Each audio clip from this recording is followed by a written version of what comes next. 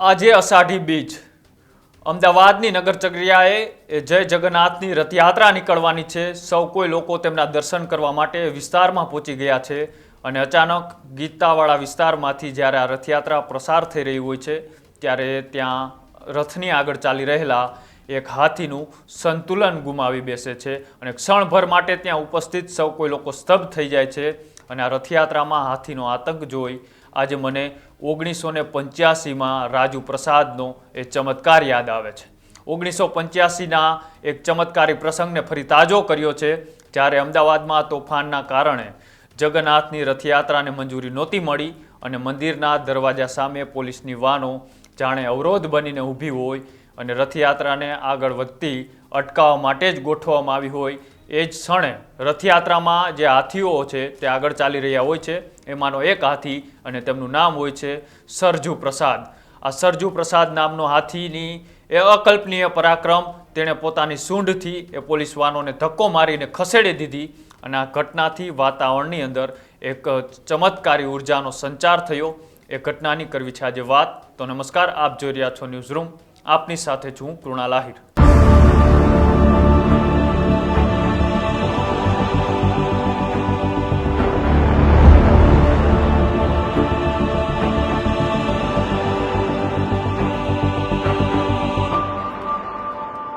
જ્યાં શ્રદ્ધા અને વિશ્વાસ હોય ત્યાં પુરાવાની શું જરૂર।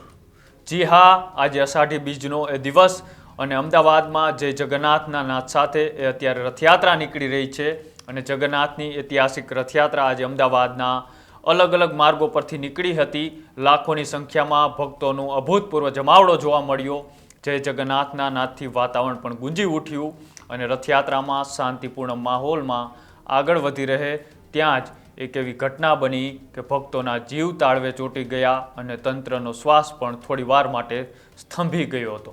વર્ષોથી આમ તો રથયાત્રા સાથે જોડાયેલા અણધાર્યા પ્રસંગો અનેક છે, પરંતુ આજે મારે વાત કરવી છે 1985નો એક એવો ઐતિહાસિક પ્રસંગ જે ઇતિહાસના પાના પર સુવર્ણ અક્ષરે અંકિત છે।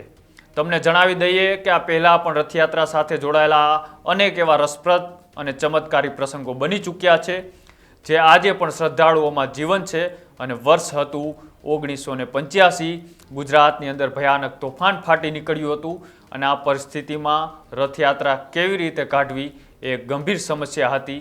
રાજ્ય સરકારે સુરક્ષાના કારણોસર આ રથયાત્રા માટેની મંજૂરી પણ નહોતી આપી, પરંતુ હજારોની સંખ્યામાં ઉમટેલા શ્રદ્ધાળુઓ પોતાની સદીઓ જૂની પરંપરા કોઈ પણ ભોગે તૂટે તે માનવા માટે તૈયાર પણ નહોતા।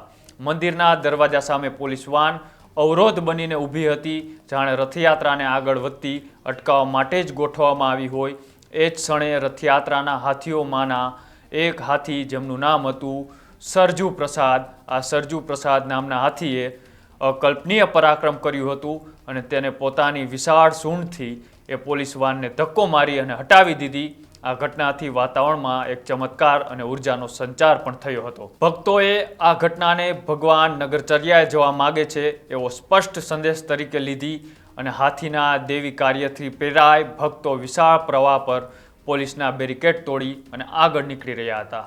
આ કોઈ સામાન્ય ઘટના નહોતી, આ તો ભગવાનનો સીધો સંદેશ હતો અને ભક્તોએ ભગવાનનો આ સંકેત સમજીને તમામ અવરોધો હોવા છતાં પણ પરંપરાગત પ્રમાણે રથયાત્રા આગળ વધતી રહી અને એવી જ ઘટના આજે ખાડિયામાં બનેલી અને ખાડિયામાં એક ચિંતાજનક ઘટના હતી, પરંતુ આ ઐતિહાસિક પ્રસંગ દર્શાવે છે કે ભગવાન જગન્નાથની રથયાત્રા માત્ર એક ધાર્મિક સંચાર નથી, પરંતુ શ્રદ્ધા, ચમત્કારનો એક અતૂટ પરંપરા સાથે જોડાયેલું એક પ્રતીક છે। આજે જગન્નાથની રથયાત્રામાં જે હાથીએ સંતુલન ગુમાવ્યું ત્યારથી મને યાદ આવી 1985ની આ ઘટના।